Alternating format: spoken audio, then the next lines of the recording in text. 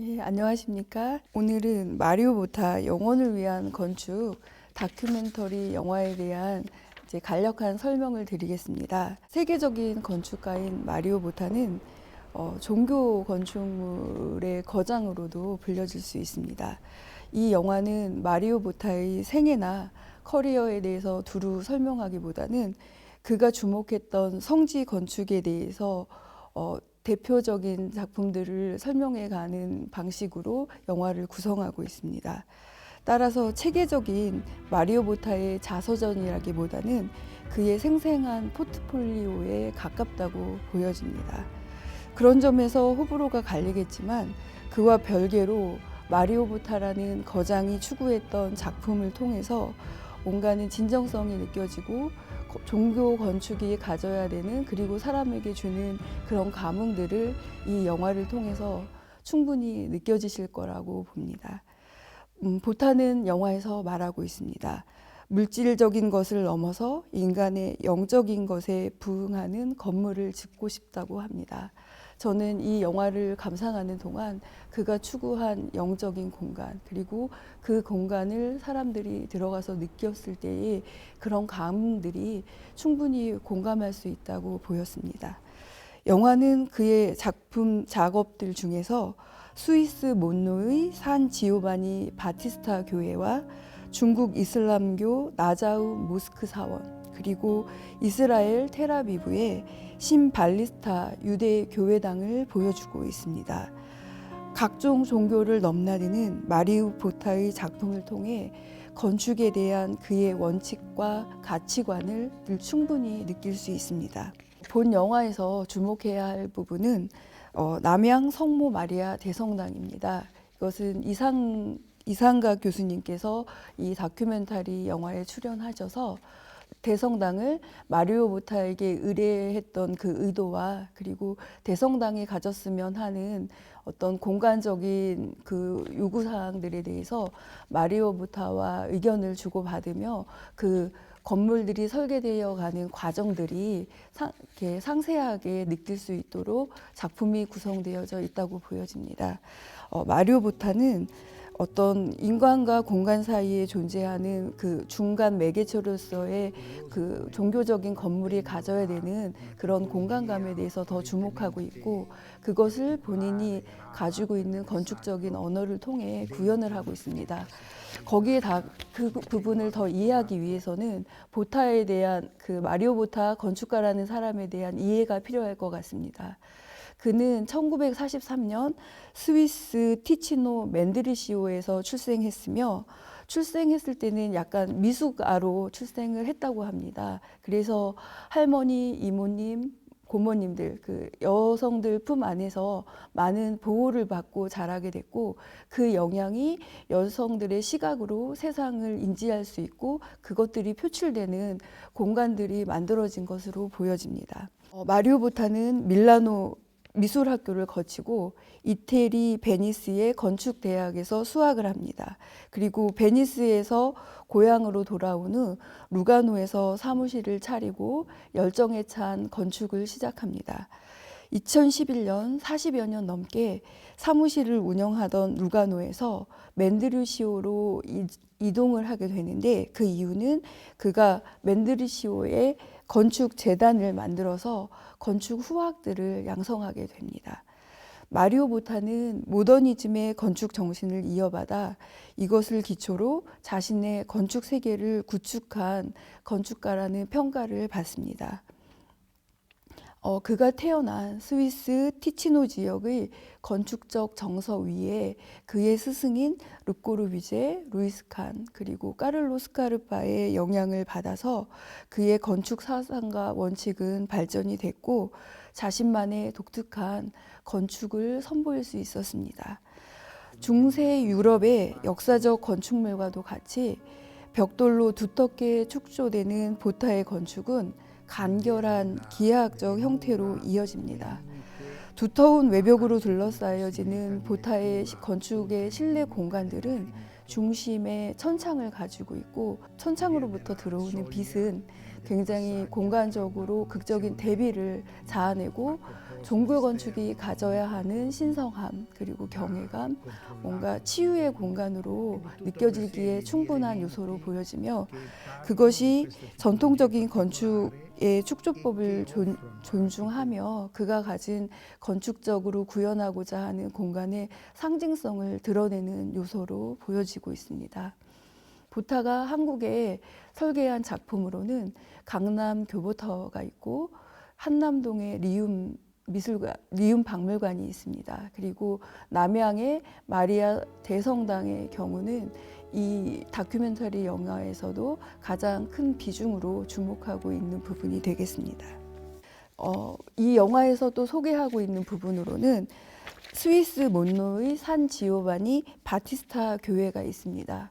이 교회는 17세기에 지어졌는데 마지아 골짜기에 큰 눈사태가 발생하면서 이 교회가 무너지게 됩니다. 그래서 보타는 그곳에 새로운 교회를 지으면서 세속화된 사회 속 안에 있는 신성한 공간의 필요성을 느끼게 되고 그러한 신성한 공간의 의미를 찾으면서 본인의 건축적인 본질에 도달하게 되었다고 합니다.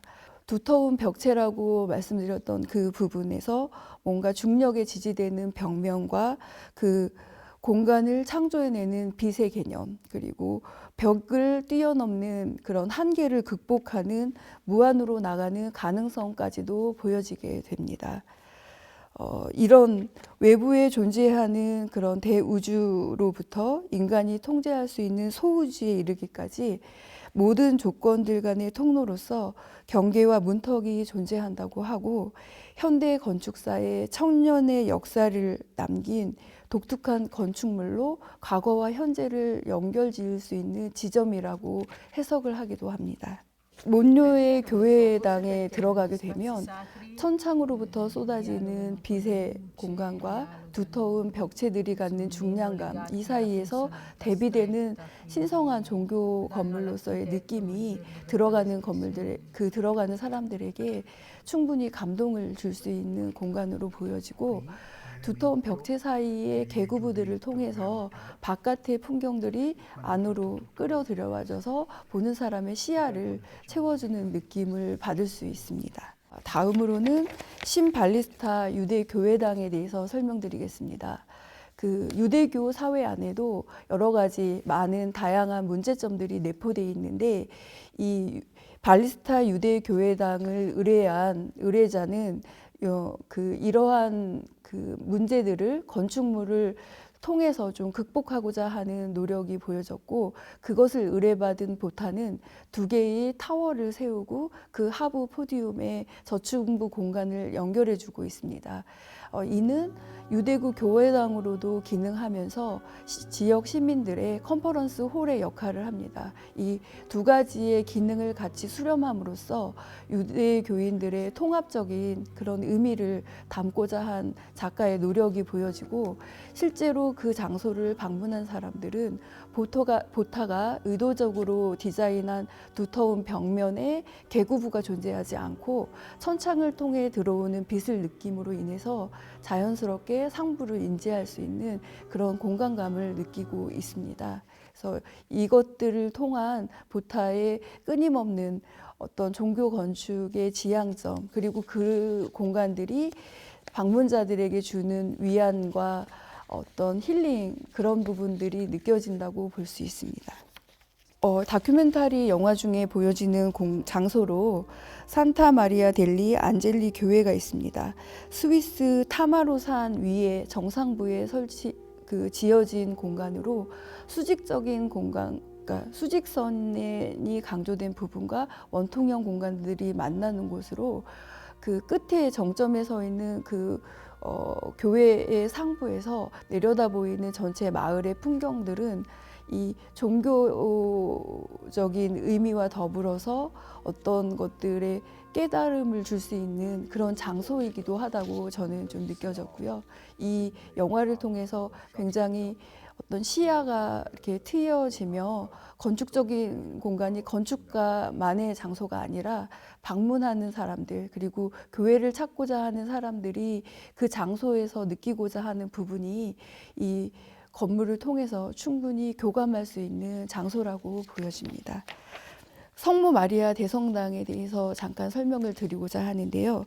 연면적은 49,013제곱미터이고 지하 1층에 지상 1층으로 계획되어져 있으며 2,000명 정도가 수용이 가능하다고 합니다. 이상각 신부님께서 자금을 모금하시면서 이 공사 비용을 좀 충당을 하셨고요. 신부님께서는 지친 사람들에게 위로와 휴식 그리고 평화를 주는 공간이 되기를 바라는 마음으로 이 사업을 추진을 하고 계셨습니다. 작년 2019년 10월 말 준공 예정이었는데 제가 찾아본 바로는 아직 개관식을 한 것 같지는 않습니다. 그래서 이 장소가 이제 개관이 되고 나면 많은 사람들에게 위로와 희망 그리고 평화를 가져다 주는 곳이 될 거라고 믿고 꼭 방문해 보고 싶습니다. 종교 건물 중에 또 이슬람교의 모스크 사원이 하나 있습니다. 중국 나자후에 위치하고 있고 이 다큐멘터리가 제작되는 과정에서는 계획 단계에 있었기 때문에 이제 보타가 중간에 작업을 하는 부분들로 이 장소에 대한 설명이 대신하는데 무슬람 국가들에 있는 사원들과는 조금 다른 공간을 만들고 싶어 했고 어떤 빛과 그늘이 자아내는 공간감이 이 나자우 사원에는 투영이 돼 있다고 보여지고 이 작품을 의뢰한 그 한 사람의 고객이 아니라 그 고객 뒤에 있는 지역 사회 그 공동체가 보타의 고객이라고 생각을 하고 있습니다. 그래서 그 지역 사회의 어떤 성지의 역할을 할 수 있고 성지에서 많은 사람들이 뭔가는 위로를 받을 수 있는 그런 장소가 되도록 이 모스크 사원을 설계하였습니다. 이상 보타의 다큐멘터리 영화 관련 내용을 설명드렸는데요. 보타는 본인이 성장했던 그 스위스 티치노 지방의 자연 환경과 그리고 작가의 작품인 건축물이 서로 조화되는 공간을 그가 배운 스승들 그 르꼬르비제와 루이스 칸 그리고 까를로 스카르파를 통해서 배운 건축적인 언어들을 자신만의 해석을 통해서 뭔가 정제되고 간결한 기하학적인 형태들 정육면체나 원통, 원뿔 같은 형태를 통해서 그 공간을 찾은 사람에게 굉장히 감명한 어떤 전달을 하고자 하는 부분이 전달되는데 그것들은 결국은 어떤 자기 어떤 상처, 마음속에 있는 상처나 종교를 통해 얻고자 하는 부분들 그런 것들이 건축가의 섬세한 디테일한 공간들을 통해 함께 교감할 수 있는 부분이라는 것을 이 다큐멘터리 영화를 통해서 느낄 수 있었습니다. 1시간가량 되는 영화이지만 그 주는 감흥은 그 시간을 뛰어넘어서 계속적으로 이 영화를 보시는 분들의 마음속에 남아있을 것이라고 생각합니다. 감사합니다.